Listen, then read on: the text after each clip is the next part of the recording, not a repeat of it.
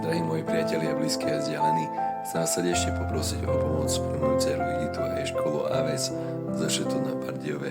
Síce počtom malú školu, v ktorej je momentálne len 35 žiakov prvé 4 ročníky, ale školu veľmi hodnotnou, kde deti veľmi radi chodia s úžasnou atmosférou, ale momentálne ešte nemajúcu žiadne ihrisko, žiadnu telocvičňu.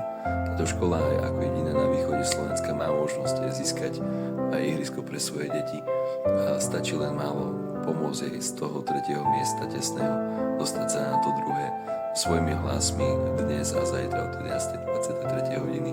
Vtedy sa hlas zdvojuje a taktiež pozdieľaním sa so svojimi blízkymi či sociálnymi sieťami, svojimi okruhmi.